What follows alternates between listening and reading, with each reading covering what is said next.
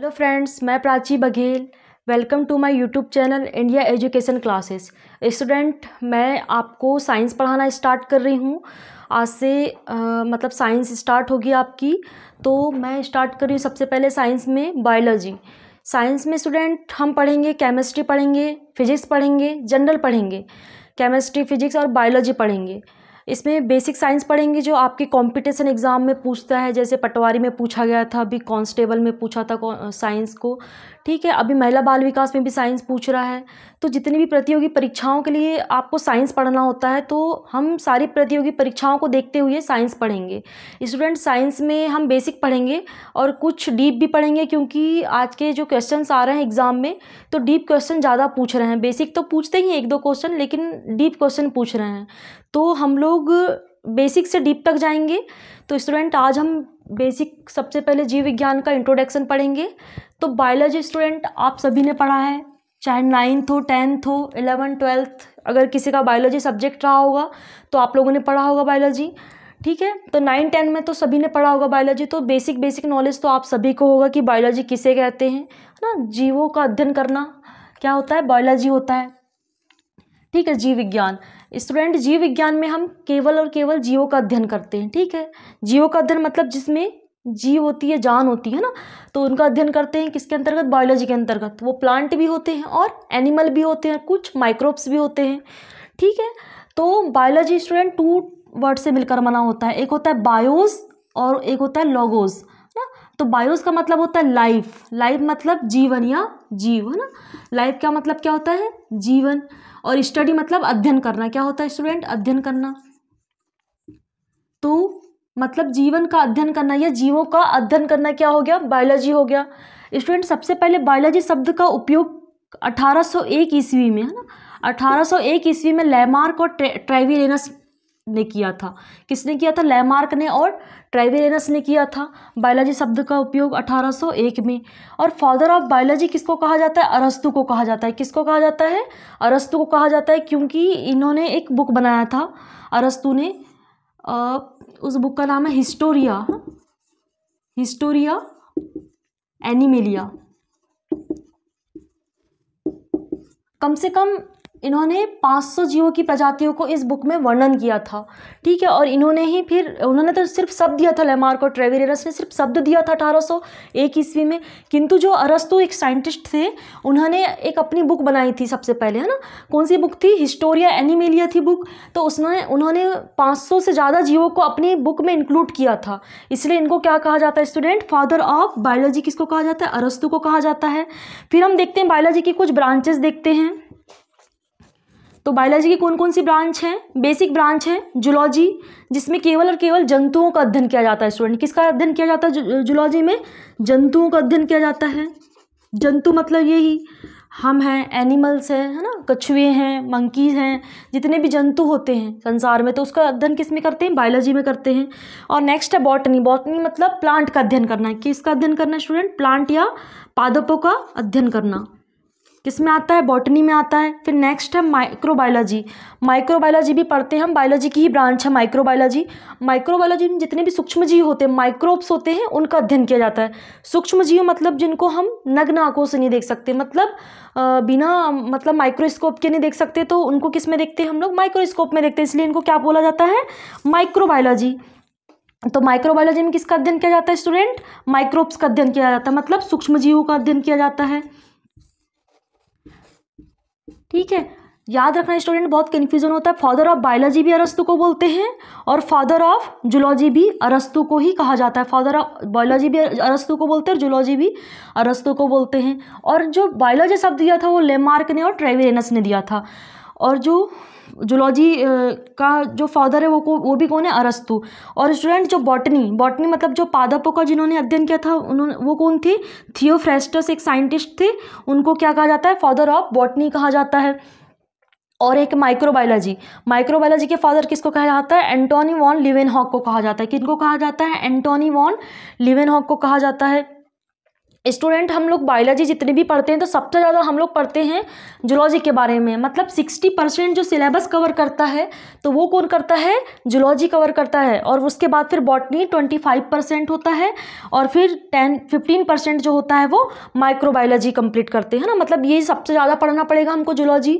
Zoology में human के बारे में ज़्यादा पढ़ना पड़ता है, ह्यूमन के डाइजेस्टिव सिस्टम, जितने भी सिस्टम होते हैं जो ह्यूमन कार्य की या ह्यूमन फिजियोलॉजी में सबसे ज़्यादा जो पार्ट होता है ह्यूमन फिजियोलॉजी का होता है। कॉम्पिटिशन एग्जाम में ज़्यादा क्वेश्चन वहीं से पूछे जाते हैं, तो सबसे ज़्यादा हमको जूलॉजी पढ़ना है, मतलब 60% जूलॉजी पढ़ना है। देन 25% क्वेश्चन एग्जाम में बॉटनी से पूछे जाते हैं और माइक्रोबायोलॉजी से 15%। ये सिर्फ मैं बायोलॉजी की बात कर रही हूँ, अभी केमिस्ट्री फिजिक्स इंक्लूड नहीं है, वो अलग चीज़ है। लेकिन सबसे ज़्यादा जो बायोलॉजी में पूछ रहा है क्वेश्चन जूलॉजी से पूछ रहा है, ठीक है। तो हमको सबसे ज़्यादा पढ़ना है जूलॉजी, और मैं स्टार्ट भी जूलॉजी से ही करूँगी बायोलॉजी में, माइक्रोबायोलॉजी के। और स्टूडेंट जो बॉटनी की जो 3 फास्टर साइंटिस्ट थे, इन्होंने भी एक बुक लिखा था हिस्टोरिया प्लांटेनम करके एक बुक लिखा था, ठीक है। याद रखना स्टूडेंट, पूछता है हमेशा कि अरस्तु ने कौन सी बुक लिखा था, हिस्टोरिया एनिमेलिया लिखा था, और जो थियोफ्रेस्टर साइंटिस्ट थे उन्होंने हिस्टोरिया प्लांटेनम लिखा था, ठीक है। अब नेक्स्ट देखते हैं कि कुछ बायोलॉजी के पार्ट है ना, कुछ बायोलॉजी के भाग है जिन्होंने पढ़ने की दृष्टि से, स्टडी करने की दृष्टि से 2 टाइप से बांटा गया है इनको भी। एक होता है बेसिक बायोलॉजी, जो अभी हम लोग पढ़ रहे थे, जूलॉजी, बॉटनी और माइक्रोबायोलॉजी, केवल हमको यही पढ़ना है, यही सिलेबस में है और इन्हीं से क्वेश्चन आते हैं, ठीक है। तो बेसिक बायोलॉजी में कौन कौन से आते हैं स्टूडेंट, बॉटनी आता है, जूलॉजी आता है और माइक्रोबायोलॉजी आता है। कॉम्पिटिशन एग्जाम में यहीं से क्वेश्चन पूछते हैं। और एक प्रैक्टिकल बायोलॉजी होती है, इसको बेसिक बायोलॉजी या भौतिक बायोलॉजी भी बोलते हैं। क्या बोलते हैं, भौतिक बायोलॉजी या बेसिक बायोलॉजी या मौलिक बायोलॉजी भी कहते हैं ना। तो क्वेश्चन सबसे ज़्यादा इन्हीं से पूछता है। फिर प्रैक्टिकल बायोलॉजी, स्टूडेंट ये हमारे लिए नहीं होते हैं सब्जेक्ट, लेकिन कुछ कुछ पढ़ना पड़ता है एग्रीकल्चर के बारे में, एकदम बेसिक बहुत ही बेसिक पढ़ना पड़ता है कि कौन सी शाखाएं होती हैं एग्रीकल्चर में और पशु चिकित्सा में, एकदम बेसिक पढ़ना पड़ता है कि किसका अध्ययन किया जाता है। तो एग्रीकल्चर में हम कृषि है ना, कृषि विज्ञान एग्रीकल्चर, कृषि का अध्ययन करते हैं। और पशु चिकित्सा मतलब वेटनरी है ना, एनिमल्स के बारे में अध्ययन करते हैं। और फिर क्या है, औषधि विज्ञान है। क्या है, औषधि विज्ञान मतलब मेडिसिन का भी अध्ययन करते हैं। किसका अध्ययन करते हैं, मेडिसिन का। और एक होता है ह्यूमन मेडिसिन है ना, मतलब ह्यूमन चिकित्सा होती है, मतलब जो ह्यूमन की जो डिसीज ट्रीटमेंट या जो भी बीमारियां होती हैं, रोग वगैरह का अध्ययन करना, एक चिकित्सा विज्ञान का भी अध्ययन करते हैं इसमें। तो इसके लिए एक स्पेसिफिक सब्जेक्ट चूज़ करना पड़ता है और स्पेसिफिक पढ़ना पड़ता है आफ्टर 12th है ना। तो कौन कौन से एग्रीकल्चर है, पशु चिकित्सा, औषधि विज्ञान और चिकित्सा विज्ञान है। इनके ये जो आते हैं किस में आते हैं, प्रैक्टिकल साइंस में आते हैं, प्रैक्टिकल बायोलॉजी में आते हैं एग्रीकल्चर, पशु चिकित्सा, औषधि विज्ञान और चिकित्सा विज्ञान। और बेसिक बायोलॉजी में हम लोग जो पढ़ेंगे वो आएंगे बॉटनी, जूलॉजी और माइक्रोबायोलॉजी। तो हम आगे देखते हैं जीवों का नामकरण। अभी तक हमने क्या देखा था, बायोलॉजी के बारे में, बायोलॉजी का इंट्रोडक्शन देखा था, ठीक है। बायोलॉजी की ब्रांचेस देखा था, और जो हमको पढ़ना था बायोलॉजी के पार्ट देखा था बेसिक बायोलॉजी है ना। तो बेसिक बायोलॉजी में देखा था हमने जूलॉजी, बॉटनी और माइक्रोबायोलॉजी। अब नेक्स्ट देखते हैं हम जीवों का नॉमेनकल्चर या नामकरण। क्या है, नॉमेनकल्चर, ठीक है। तो दोस्तों जो जीवों का नामकरण में जो फर्स्ट था एक नाम पद्धति, मतलब सिर्फ एक ही नाम रहता था जीवों का। एक नाम है, जैसे कि गण रह गया है ना, ऑर्डर रह गया, कुल रह गया, फैमिली रह गई, तो सिर्फ एक ही नाम के आधार पर जीवों को जाना जाता था। लेकिन उसके बाद फिर एक साइंटिस्ट आए थे, कैरोलस लिनियस, ठीक है। कैरोलस लिनियस ने दिया था द्विनाम पद्धति, जो आज भी चल रही है ना, और बहुत ही फेमस पद्धति है ये, जो आज भी यूज़ कर रहे हैं। तो द्विनाम पद्धति के आधार पर ही जीवों का नॉमेनकल्चर करा जाता है, ठीक है। तो इन्होंने ही पादप जगत और जंतु जगत को मतलब सबसे पहले बांटा था, है ना। सबसे पहले जब सभी जीव इकट्ठे थे संसार में, सभी जीव इकट्ठे थे, तो सबसे पहले इन्होंने ही पादप जगत और जंतु जगत को अलग अलग किया था, ठीक है। तो इनको इसीलिए क्या कहा जाता है स्टूडेंट, फादर ऑफ टेक्सोनॉमी या वर्गीकी, है ना। टेक्सोनॉमी का मतलब होता है वर्गीकी के जनक कहा जाता है किसको, कैरोलस लिनियस को। इंपॉर्टेंट है कि वर्गीकी जनक किसको बोलते हैं, कैरोलस लिनियस को कहते हैं। तो कैरोलस लिनियस ने क्या नाम किया था, द्विनाम पद्धति दिया था। अभी हम देखते हैं कि द्विनाम पद्धति क्या होती है, ठीक है। और इन्होंने ही पादप जगत और जंतु जगत को बांटा था, ठीक है। जब सारा का सारा जगत जब इकट्ठे था, है ना, मतलब जीव भी वहीं, जंतु भी वहीं, तो मतलब डिवाइड करना या उनका अध्ययन करना बहुत ही मुश्किल था। तो उस टाइम पे जब कैरोलस लिनियस आए थे, तो जिन्होंने द्विनाम पद्धति दिया था, उन्होंने ही पादप जगत और जंतु जगत को अलग अलग किया था या बांटा था। इसलिए इन्हें क्या कहा जाता है? फादर ऑफ टैक्सोनॉमी या फादर ऑफ वर्गीकी के जनक कहा जाता है। किसको? कैरोलस लिनियस को कहते हैं। अब हम द्विनाम पद्धति देखते हैं। तो द्विनाम पद्धति में क्या देखते हैं कि जो पहला लेटर मतलब जो लेटर होता है, ठीक है, तो वो लैटिन भाषा का होता है। मतलब जो भाषा लिखी होती है वो लैटिन भाषा होती है, ठीक है। और जो पहला शब्द होता है वो वंश होता है, ठीक है। जैसे कि हम एग्जाम्पल देखते हैं, मानव का वैज्ञानिक नाम क्या है? होमो सैपियंस है, ठीक है। तो होमो क्या है स्टूडेंट? यहाँ पर होमो क्या है? वंश है, ठीक है। मतलब जो ये पहला लेटर है ये है, समझ लो, एक द्विनाम पद्धति द्वारा लिखा गया एक साइंटिफिक नेम है। किसका? ह्यूमन। अब देखते हैं हम, होमो क्या है? इसमें वंश है, और सैपियंस क्या है? जाति है। तो होमो सैपियंस, ठीक है। तो होमो क्या है? इसमें वंश है, और सैपियंस क्या है? जाति है। दूसरा शब्द हो गया जाति, और फर्स्ट शब्द हो गया वंश। और ये जो द्विनाम पद्धति में जो भाषा यूज़ की जाती है, कौन सी भाषा यूज़ की जाती है स्टूडेंट? लैटिन भाषा यूज़ की जाती है। और याद रखना, जो बायोलॉजी शब्द है, मैंने आपको बताया नहीं था, तो बायोलॉजी शब्द है जो ग्रीक भाषा से लिया गया है, ठीक है। क्वेश्चन ये भी पूछता है कि बायोलॉजी शब्द किस भाषा से लिया गया है, तो ग्रीक भाषा से लिया गया है। और जो द्विनाम पद्धति में जो भाषा यूज़ होती है, तो वो कौन सी भाषा यूज़ होती है? लैटिन भाषा यूज़ होती है, जिसमें पहला शब्द क्या होता है स्टूडेंट? वंश होता है, और जो दूसरा शब्द होता है वो होता है जाति होता है। जैसे मानव का वैज्ञानिक नाम हमने लिखकर बताया कि होमो सैपियंस, जिसमें फर्स्ट वर्ड है जो होमो, ये वंश है, और जो सेकंड वर्ड है वो जाति है। और अभी कुछ अपडेट होकर आया, एक त्रिनाम पद्धति भी आ गई है। क्या आ गई है? एक त्रिनाम पद्धति आ गई है ना। ये द्विनाम पद्धति और एक सी है त्रिनाम पद्धति। त्रिनाम पद्धति में फर्स्ट लेटर तो रहता ही है वंश, ठीक है, पहला शब्द वंश रहता है, दूसरा शब्द भी जाति रहती है, लेकिन एक तीसरा शब्द भी आ जाता है। कौन सा शब्द? तीसरा शब्द। तीसरा शब्द क्या आता है स्टूडेंट? उपजाति आता है। क्या आता है? उपजाति। अब नेक्स्ट पॉइंट है, यह नाम तिरछे रूप में लिखे होते हैं, ठीक है। जैसे हमने ये बनाया है होमो, तो ये तिरछे के रूप में होते हैं, मतलब तिरछे लिखे होते हैं, ठीक है। तो होमो सैपियंस, तो ये तिरछा लिखा हुआ है। तो इनका एक रूल्स ही होता है द्विनाम पद्धति का कि जो नाम लिखे होते हैं, साइंटिफिक नेम लिखे होते हैं, वो तिरछे रूप में लिखे होते हैं। और एक पॉइंट है कि इसका जो फर्स्ट लेटर रहता है वो कैपिटल रहता है। जैसे मैंने बनाया ये एच कैपिटल है, और बाकी सारे लेटर जो हैं वो स्मॉल हैं। तो इम्पॉर्टेंट है ये भी कि इसका जो फर्स्ट लेटर रहता है वो कैपिटल रहता है, बाकी सारे लेटर क्या रहते हैं? स्मॉल लेटर रहते हैं। और अब हम देखते हैं कि जो पौधों, इनका जो निर्धारण होता है नाम का, ठीक है, इनका जो निर्धारण होता है तो वो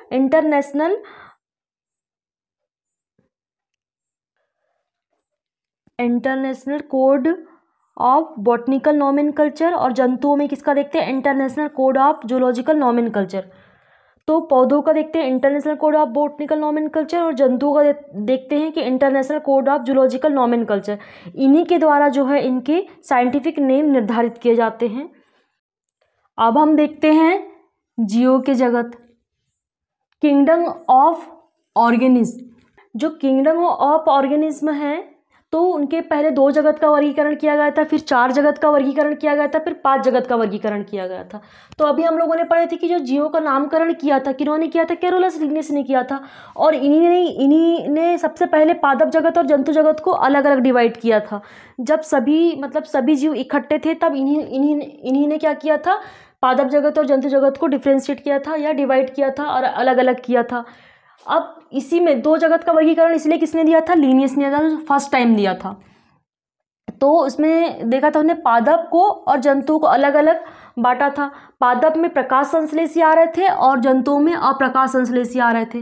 तो इस आधार पर उन्हें कौन प्रकाश संश्लेषण करता है, कौन प्रकाश संश्लेषण नहीं करता, तो इस आधार पर उन्होंने द्विजगत वर्गीकरण दिया था या 2 जगत का वर्गीकरण दिया था। ये भी क्वेश्चन पूछता है हमेशा कि द्विजगत वर्गीकरण किसने दिया था, तो कैरोलस लिनियस ने दिया था। कब दिया था? 1758 ईसा में दिया था। अब नेक्स्ट देखते हैं स्टूडेंट 4 जगत वर्गीकरण, मतलब 4 जगत का वर्गीकरण किया था। तो इस जगत का वर्गीकरण क्यों नहीं चला था? क्योंकि उन्होंने ना सूक्ष्म जीवों को एक अलग रखा था, मतलब सिर्फ और सिर्फ प्रकाश संश्लेषी जीवों को और अप्रकाश संश्लेषी जीवों को अलग किया था। उन्होंने दूसरे जीवों के बारे में तो सोचा ही नहीं कि सूक्ष्म जीव किस जगत में आएंगे, सूक्ष्म जीव किस भाग में आएंगे, तो ये नहीं सोचा था इन्होंने। इसलिए इनका भी जो वर्गीकरण था उसको अमान्य कर दिया गया था। फिर नेक्स्ट आया था 4 जगत वर्गीकरण आया था। चार जगत वर्गीकरण किसने दिया था स्टूडेंट? कोपलैंड ने दिया था। किसने दिया था? कोपलैंड ने दिया था। कब दिया था? 1956 में दिया था। 1956 में दिया था। तो इसने दिया था फर्स्ट मोनेरा, प्रोटिस्टा, प्लांटी और एनिमेलिया। इन्होंने सब कुछ सही किया। थोड़ी सी मिस्टेक ये हो गई थी इन्होंने कि इन्होंने एक और जो नहीं बनाया था, क्या नहीं बनाया था? कवक नहीं बनाया था। ठीक है, एक और जगत कौन सा नहीं बनाया था? यहाँ पर कवक बनाना था उनको, पर कवक नहीं बनाया था, तो ये उनकी गलती हो गई थी। फिर देखा गया कि उन्होंने कवक के लिए कोई स्थान ही नहीं रखा, कोई जगत नहीं रखा कवक के लिए, तो फिर इनका जो वर्गीकरण है इसको भी अमान्य कर दिया गया था। फिर उसके बाद कौन से साइंटिस्ट आए थे स्टूडेंट? आर.एच. व्हिटेकर आए थे, जो इन्होंने बहुत ही सही वर्गीकरण किया था, जो आज भी चल रहा है। व्हिटेकर का 5 जगत वर्गीकरण जो हम सभी पढ़ते हैं जो बायोलॉजी में, तो इन्हीं के वर्गीकरण के आधार पर हम पूरी बायोलॉजी पढ़ते हैं। तो इनका जो वर्गीकरण है सर्वमान्य रहा है। किसका? व्हिटेकर का 5 जगत वर्गीकरण। आर.एच. व्हिटेकर, नाम याद रखोगे साइंटिस्ट का, आर.एच. व्हिटेकर का 5 जगत वर्गीकरण 1969 में दिया था। इसमें कौन कौन से थे? मोनेरा, प्रोटिस्टा, कवक और प्लांटी और एनिमेलिया, है ना, 5 जगत हो गए। तो इन्होंने क्या किया था? इन्होंने ये किया था कि कोशिका की जटिलता को देखते हुए कि कोशिका में कौन कौन से जीव जो यूकेरियोट में आ रहे हैं, कौन कौन से जीव प्रोकैरियोट में आ रहे हैं। अभी हम जो 5 जगत वर्गीकरण के जो जगत है, मोनेरा जगत, प्रोटिस्टा जगत, कवक जगत, प्लांटी और एनिमेलिया, सारे जगत के बारे में अभी आगे हम पढ़ेंगे डिटेल में। ठीक है, तो जो इन्होंने क्या था कि कोशिका की जटिलता को देखते हुए क्या था कि प्रोकैरियोटिक में कौन कौन से जीव आ रहे हैं, यूकेरियोटिक में कौन कौन से जीव आ रहे हैं। ठीक है, फिर पोषण विधि के अनुसार देखा था। पोषण विधि में कौन कौन से स्वपोषी मतलब अपना खाना खुद बना रहे हैं, कौन कौन से विषमपोषी या परपोषी हैं जो मतलब दूसरों के ऊपर डिपेंड है। ठीक है, और उन्होंने फिर जीवन चक्र के आधार पर भी देखा था। उत्पादक देखा था, उपभोक्ता देखा था कि कौन मतलब खाना अपना बना रहे हैं और उत्पादक हैं, और कौन उपभोक्ता मतलब उनसे अपना भोजन ले रहा है। ठीक है, तो जीवन चक्र के आधार पर मतलब उन्होंने कंप्लीटली विभाजन कर दिया था, तो इसीलिए इनका वर्गीकरण सर्वमान्य हुआ। अब हम देखते हैं स्टूडेंट वही 5 जगत वर्गीकरण जो व्हिटेकर ने दिए थे। 5 जगत वर्गीकरण में फर्स्ट जगत कौन सा था? मोनेरा। और 5 जगत वर्गीकरण को किस आधार पर देखना है हमको? कोशिकीय संगठन व कोशिकीय प्रकृति के आधार पर देखना है, गमन के आधार पर देखना है कि वो गमन कैसे करते हैं, एक स्थान से दूसरे स्थान में कैसे जाते हैं। फिर पोषण देखते हैं, है ना, कि पोषण में क्या कैसे स्वपोषी हैं, विषमपोषी हैं, परपोषी हैं या मृतोपजीवी हैं। फिर देखते हैं जनन, ठीक है, कि अपना रिप्रोडक्शन कैसे करते हैं वो। और फिर देखते हैं कि इनमें कौन कौन से सदस्य आते हैं या एग्जाम्पल क्या है, जैसे मोनेरा, प्रोटिस्टा, कवक के। तो ये इंपॉर्टेंट है एग्जाम की दृष्टि से दोस्तों, क्योंकि ये इसलिए इम्पॉर्टेंट है, ये हमेशा ऐसे क्वेश्चन पूछता है कि जो मोनेरा में पोषण कैसे होता है, कि स्वपोषी होता है या मृतोपजीवी होता है या विषमपोषी होता है, कैसे होता है, या मोनेरा में जनन कैसे होता है, मोनेरा के सदस्य कौन कौन से हैं, पीपीओलो है, आर्किबैक्टीरिया, मोनेरा के सदस्य कौन कौन से, ये एग्जाम्पल कौन से मोनेरा में कौन से जीव आ रहे हैं। तो मोनेरा सबसे पहले देखते हैं अब हम मोनेरा जो जंतु जगत का जो 5 किंगडम दिया था ना, 5 जगत का वर्गीकरण किसने दिया था? व्हिटेकर ने दिया था। तो जो मोनेरा है व्हिटेकर का सबसे फर्स्ट वाला किंगडम है। कौन? मोनेरा। तो मोनेरा फर्स्ट किंगडम है, तो देखते हैं कि फर्स्ट किंगडम है तो एक कोशिकीय जीव आते हैं इसमें और प्रोकैरियोटिक आते हैं, एक कोशिकीय आते हैं और प्रोकैरियोटिक आते हैं, मतलब कि केवल एक ही कोशिका पाई जाएगी ऐसी इसमें। और प्रोकैरियोटिक वे जीव होते हैं, अभी मैं आपको नेक्स्ट क्लास में बताऊंगी कि प्रोकैरियोटिक और यूकैरियोटिक में अंतर क्या है। तो प्रोकैरियोटिक जीव में बहुत सारे कोशिकांग अनुपस्थित होते हैं और सुविकसित केंद्रक भी नहीं पाया जाता है, और बहुत सारे कोशिकांग जैसे माइटोकॉन्ड्रिया है, गोल्जी बॉडी है, एंडोप्लाज्मिक रेटिकुलम है, ये सब जो प्रोकैरियोटिक में एब्सेंट होते हैं। तो मोनेरा में जो प्रोकैरियोटिक आ रहे हैं एक कोशिकीय आ रहे हैं, मतलब इसमें कुछ कोशिकांग जो हैं वो एब्सेंट होते हैं, तभी तो मोनेरा में, मतलब मोनेरा सबसे छोटा जगत है। अब इसमें आते हैं गमन मतलब चलते फिरते ही आवागमन कैसे होता है, तो इनमें कशाभिकाओं के द्वारा होता है। इसमें क्या आ रहा है, एग्जाम्पल में बैक्टीरिया आ रहा है ना, तो बैक्टीरिया में ऐसी कशाभिका निकली होती है। आपने बैक्टीरिया की संरचना कभी पढ़े होंगे, तो जैसे ये बैक्टीरिया है,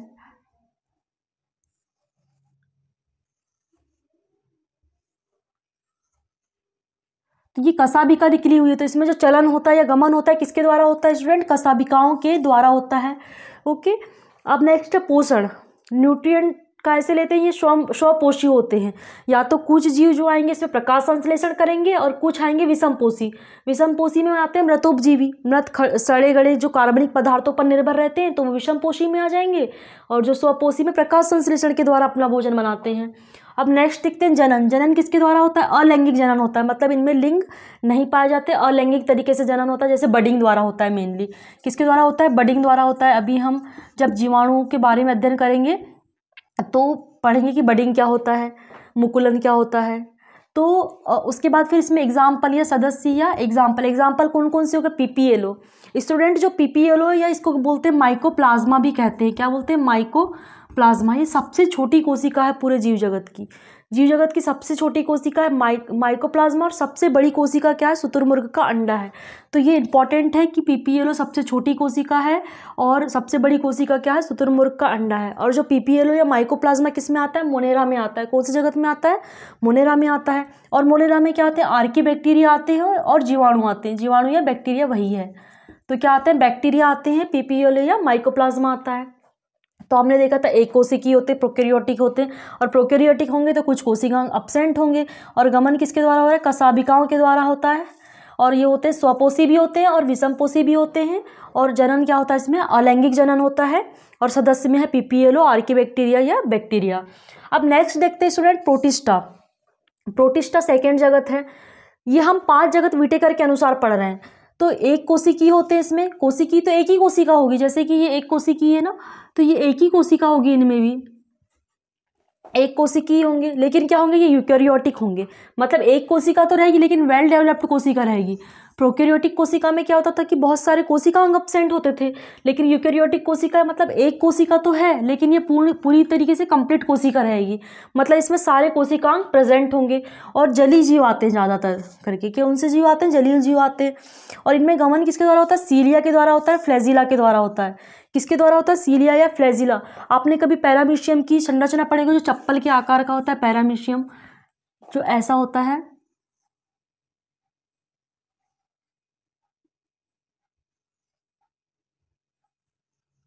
तो ऐसे कांटे कांटे नुमा संरचना होती है जिसको क्या बोलते हैं? सीलिया बोलते हैं। ये जो है क्या है? ये सीलिया। और ये यहाँ से एक और सबसे लंबा सा निकला होता है उसको क्या बोलते हैं? फ्लैजिला। तो इनमें जो गमन होता है किसके द्वारा होता है? सीलिया। ये जो है ये जो बारीक बारीक छोटे छोटे जो हैं और ये ज़्यादा संख्या में जो है ये क्या है? सीलिया है। और फ्लैजिला क्या है? ये लंबा हुआ निकला हुआ क्या है? फ्लैजिला है। तो गमन किसके द्वारा हो रहा है? प्रोटिस्टा में सीलिया और फ्लैजिला के द्वारा होता है। अब पोषण, इसमें भी पोषण स्वपोषी भी होते हैं और परपोषी होते हैं। स्वयंपोषी वही प्रकाश संश्लेषण के द्वारा, और परपोषी मतलब मृतोपजीवी के द्वारा। अब इसमें भी जनन क्या होता है? अलैंगिक जनन होते हैं, मतलब लिंग विकसित नहीं होते हैं तो अलैंगिक जनन होता है। और इसमें एग्जाम्पल क्या है? प्रोटोजोआ आते हैं, और युग्लिना आता है, पैरामीशियम आता है, डाइटम्स आता है। क्या है? डाइटम्स भी कहाँ पाए जाते हैं? जल में पाए जाते हैं। युग्लिना आता है, पैरामीशियम आता है, स्टूडेंट प्रोटोजोआ आता है। बहुत सारी प्रोटोजोअल डिसीज़ होती हैं जो प्रोटोजोआ कॉज करते हैं उन डिसीज़ को, जैसे कि हो गया बबेसियोसिस, लिस्टेरियोसिस, बहुत सारी बीमारियाँ होती हैं जो प्रोटोजोआ कॉज करते हैं। तो मैक्सिमम ये जो मोनेरा प्रोटिस्टा जगत के जो जीव आ रहे हैं तो ये डिसीज़ कॉज करते हैं। कुछ जो बैक्टीरिया कुछ अच्छे भी होते हैं, लाभदायक भी होते हैं, कुछ हानिकारक भी होते हैं। तो जो मोनेरा में आते हैं मैक्सिमम डिसीज़ कॉज करने वाले भी बैक्टीरिया आते हैं, जो प्रोटिस्टा में भी आते हैं डिसीज़ कॉज करने वाले ही जीव आते हैं। अब नेक्स्ट देखते हैं स्टूडेंट कवक या फंजाई। कवक या फंजाई तो ये होते बहुकोशिकी होते हैं। अभी तक हमने पढ़े थे कि एक कोशिकी चल रहा था, ये भी एक कोशिकी चल रहा था। इसमें सिर्फ प्रोकैरियोटिक थे, लेकिन इसमें क्या आ गया? यूकैरियोटिक आ गए। और इसमें क्या होते हैं? बहुकोशिकी होते हैं और यूकैरियोटिक होते हैं, मतलब बहुत सारी कोशिकाओं से बने होते हैं। और यूकैरियोटिक भी होते हैं, मतलब यूकैरियोटिक होंगे तो सारे कोशिकांग प्रेजेंट होंगे और बहुत सारी कोशिकाओं वाले होंगे। ये तो कवक हम नॉर्मली देखते थे, मतलब दिख जाते हैं। लेकिन ये जो प्रोटिस्टा और मोनेरा है ये सूक्ष्म जीव होते हैं, मतलब सूक्ष्म जीव आते हैं इनमें, मतलब मैक्सिमम तो सूक्ष्म जीव ही आते हैं। हम इन्हें आसानी से नहीं देख सकते, माइक्रोस्कोपी की आवश्यकता होती है। किंतु कवक जो है हम देख सकते हैं कवक को। तो ये बहुकोशिकी भी हो रहा है, यूकैरियोटिक भी हो रहा है। इनकी भित्ति जो इंपॉर्टेंट है कि जो कवक की भित्ति किसकी बनी होती है स्टूडेंट? काइटिन की बनी होती है। किसकी बनी होती है? काइटिन की बनी होती है। और सभी कोशिकांग भी प्रेजेंट होंगे क्योंकि ये यूकैरियोटिक होंगे, तो सभी कोशिकांग प्रेजेंट होंगे। और इनकी भित्ति किसकी बनी होगी? काइटिन की बनी होती है, कवक की भित्ति। और इसमें गमन अनुपस्थित होता होगा। आपने देखा होगा हमारे आसपास कुकुरमुत्ता है ना, जो कुकुरमुत्ता होती है वही है इसमें, वही कवक की श्रेणी में आते हैं। तो उसमें चलन नहीं होता, अनुपस्थित होता है, या गमन अनुपस्थित होता है। परपोषी होते हैं मैक्सिमम, अपना भोजन खुद नहीं बनाते क्योंकि उसमें क्लोरोफिल अब्सेंट होता है। किसी कवक में देखो कि ग्रीन कलर का कवक होगा, बिल्कुल नहीं होता है क्योंकि उसमें क्लोरोफिल अब्सेंट होता है, इसलिए वो क्या होते हैं, परपोषी होते हैं, मृतोपजीवी होते हैं। मृतोपजीवी सड़े गले, आप लोगों ने देखा होगा ज़्यादा जहाँ सड़ा गला कचरा हुआ रहता है वहाँ पर ही उगते हैं मशरूम। तो ये क्या होते हैं, मृतोपजीवी होते हैं और परपोषी होते हैं, मतलब कि मृत सड़े गले पदार्थों पर ही उगते हैं ये। और फिर इनमें जनन कैसे होता है स्टूडेंट, लैंगिक भी होता है और अलैंगिक भी होता है। अलैंगिक भी होता है, लैंगिक भी होता है। लैंगिक में किसके द्वारा होता है, बीजाणुओं के द्वारा होता है। किसके द्वारा होता है लैंगिक में, बीजाणुओं के द्वारा होता है। और अलैंगिक जनन होता है, इसके एग्जाम्पल क्या है, यीस्ट है और कवक है, मशरूम। ठीक है, मशरूम, कवक, एक्सेट्रा बहुत सारे एग्जाम्पल हैं। फिर नेक्स्ट जो है किंगडम है प्लांटी, इंपॉर्टेंट है प्लांटी। ये भी क्या होते हैं, बहुकोशिकीय होते हैं और यूकैरियोटिक होते हैं। और भित्ति इनकी किसकी बनी होती है, सेल्यूलोज की भित्ति बनी होती है। इंपॉर्टेंट पॉइंट है कि जो प्लांट की भित्ति किसकी बनी होती है, सेल्यूलोज की, और फंगस की काइटिन की बनी होती है। तो इनमें जो गमन होता है वो भी अब्सेंट होता है। क्या पौधों में चलन होता है, अब्सेंट होता है ना, क्योंकि सांस लेते हैं, सब कुछ करते हैं, अपना भोजन भी खुद बनाते हैं, लेकिन उनमें चलन की प्रक्रिया या गमन की प्रक्रिया अब्सेंट होती है। इसमें भी क्या होता है, स्वपोषी, केवल और केवल स्वपोषी आएंगे, प्रकाश संश्लेषी आते हैं। हमने देखी कि पौधे किसी के ऊपर डिपेंड होते नहीं होते ना, वो अपना भोजन खुद ही बनाते हैं, मतलब कि ये स्वपोषी और प्रकाश संश्लेषी होते हैं, मतलब अपना भोजन खुद ही बनाते हैं प्रकाश संश्लेषण की क्रिया के द्वारा। ये होते हैं अलैंगिक भी होते हैं और लैंगिक भी होते हैं। और इनमें अंग भी होते हैं, लिंग मतलब अंग होते हैं, अंगों के द्वारा ये लैंगिक जनन करते हैं। जैसे कि पुंकेसर हो गया ना, पुंकेसर मतलब नर पौधे में पाया जाएगा, और स्त्री केसर मतलब मादा पौधे में पाया जाएगा। तो पुंकेसर, स्त्री केसर क्या है, लैंगिक अंग है, किसके, प्लांट के। तो इसमें लैंगिक जनन भी हो रहा है और अलैंगिक जनन भी हो रहा है। अब नेक्स्ट देखते हैं कि सदस्य क्या है इसमें, जितने भी क्लोरोफिल वाले पौधे हैं, मतलब जितने भी सारे पौधे हम देखते हैं तो वो किसकी श्रेणी में आते हैं, प्लांटी की श्रेणी में आते हैं, प्लांटी जगत में आते हैं। अब नेक्स्ट देखते हैं स्टूडेंट एनिमेलिया। एनिमेलिया में सारे जंतु आते हैं, क्या आते हैं, सारे जंतु आएंगे। तो सारे जंतु आएंगे तो इनका शरीर और ऊतक अंग सब क्या है, बहुकोशिकीय होता है और यूकैरियोटिक होते हैं, मतलब इनका शरीर वेल डेवलप्ड होता है, मतलब सारे ऊतक प्रेजेंट होंगे। वैसे तो प्लांटी में भी ऊतक होते हैं, इनका भी बॉडी वेल डेवलप होती है और इनका भी ऊतक और अंग सब डेवलप होते हैं, बहुकोशिकीय होते हैं और यूकैरियोटिक होते हैं, और विकसित ऊतक भी पाए जाते हैं इनमें। नेक्स्ट देखते हैं इनमें गमन होता ही है। जियो में हम देखते हैं, हम में गमन हो रहा है, हम यहाँ से वहाँ चलकर जा पा रहे हैं। ठीक है, तो किसके द्वारा, अंग है, पैर बने हुए हैं ना चलने के लिए, गमन करने के लिए। और पेशियाँ के द्वारा गमन होता है, और किसके द्वारा होता है, अंगों और पेशी तंतु के द्वारा गमन होता है। इसमें सारे जीव आ रहे हैं, जितने भी जीव देखते हैं हम लोग, है ना, मंकी देखते हैं और भी देखते हैं, गाय बैल ये सब है, सारे जीव हैं, तो उनमें सबके अंग पाए जा रहे हैं। जैसे कछुआ देख लिए हमने, दूसरे अगर देखा जाए तो उनमें भी अंग हैं चलने के लिए। तो ये सारे गमनशील अंग व पेशी तंतुओं के द्वारा इनमें क्या होता है, गमन होता है या चलन होता है। अब नेक्स्ट देखते हैं पोषण। ये परपोषी ही होते हैं, मतलब अपना भोजन खुद नहीं बनाते हैं, ये दूसरों के ऊपर ही डिपेंड रहते हैं। और सिर्फ स्वपोषी प्रकाश संश्लेषी कौन आएंगे, पौधे आएंगे, और बाकी सभी ये जो मोनेरा के याद रखना कि स्वपोषी और विषमपोषी दोनों होते हैं। प्रोटिस्टा के भी स्वपोषी और परपोषी दोनों होते हैं, किंतु कवक के याद रखना स्टूडेंट, इंपॉर्टेंट है, कवक हमेशा परपोषी ही होता है। और परपोषी में भी क्या होते हैं, मृतोपजीवी होते हैं। परपोषी में क्या होते हैं, मृतोपजीवी होते हैं, और प्लांटी हमेशा स्वपोषी ही होते हैं, ये भी इंपॉर्टेंट है। और जो एनिमेलिया के जो प्राणी हैं ये क्या होते हैं, परपोषी होते हैं, ये भी सिर्फ और सिर्फ परपोषी होते हैं, ना तो ये मृतोपजीवी होते हैं, ना तो स्वपोषी होते हैं, सिर्फ और सिर्फ क्या होते हैं, परपोषी होते हैं। और इनमें क्या होता है, लैंगिक जनन होता है ना, होता है, जीवों में लैंगिक जनन होता है, सबके लिंग मतलब लिंगों के द्वारा जनन होता है, लिंग भी वेल डेवलप होते हैं इनमें। और इसमें क्या आते हैं, समस्त जंतु आते हैं, क्या आते हैं, समस्त जंतु आते हैं। देखे थे हमने मोनेरा में, इंपॉर्टेंट पॉइंट क्या है कि ये एक कोशिकीय है, प्रोकैरियोटिक है, और कुछ सारे मतलब कुछ कोशिकांग प्रेजेंट होते हैं, बाकी अब्सेंट होते हैं। और इनमें जो है मतलब जो गमन है किसके द्वारा हो रहा है, कशाभिकाओं के द्वारा होता है। ये क्वेश्चन पूछता है, पोषण पूछता है हमेशा एग्जाम में, और क्या पूछता है, जनन पूछता है। तो जनन याद रखना कि लैंगिक जनन सिर्फ और सिर्फ किस में हो रहा है, एनिमेलिया में हो रहा है, और अलैंगिक और लैंगिक किस में होता है, प्लांटी में होता है, और बाकी सभी में अलैंगिक होता है। और लैंगिक अगर होगा भी तो लैंगिक बीजाणु के द्वारा किस में होता है, कवक में होता है। इंपॉर्टेंट है ये, आप लोग अच्छे से पढ़ लेंगे और प्रॉपर नोट्स बना लेंगे।